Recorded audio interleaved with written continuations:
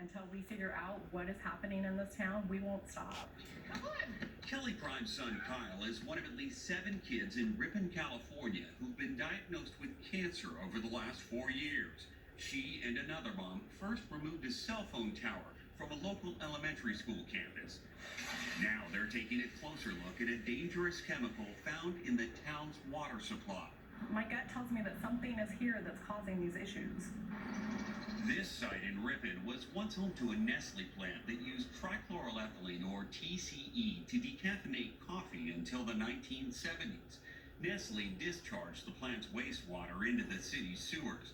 The company says for more than 30 years they have implemented cleanup and water protection measures to ensure levels do not exceed California standards. TCE was recently found in one of 5 city drinking water wells. This is the well where they found the TCE. Yes. The city of Ripon says TCE levels reached 90% of the EPA maximum allowed in drinking water last summer. The well was turned off 4 months later. The city says the water meets all established drinking water standards. University of California San Francisco scientist Vina Singla says when it comes to chemicals like TCE, there are no safe levels of exposure.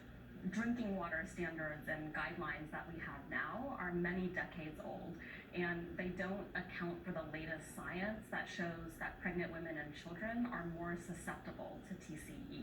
Millions of pounds of TCE are used every year for manufacturing and degreasing. The chemical can migrate from industrial sites into surrounding communities through the soil and water. It can even turn into a clear, odorless vapor that moves up into the homes above. We know it can cause cancer by any route of exposure. So what that means is whether you breathe it in, whether you drink it in contaminated water, we're concerned about all of those exposures. Do you think that this is something that could have caused your son's cancer? I think that it needs to be looked into for sure. Last year, we visited Franklin, Indiana, where dozens of kids were diagnosed with cancer. A nonprofit found high levels of toxins, including TCE vapor, in homes near an old manufacturing site. Cleanup and testing under the EPA is ongoing. Carrie Reinhardt lost her daughter to brain cancer. We used our kids as a canary in the coal mine in our town.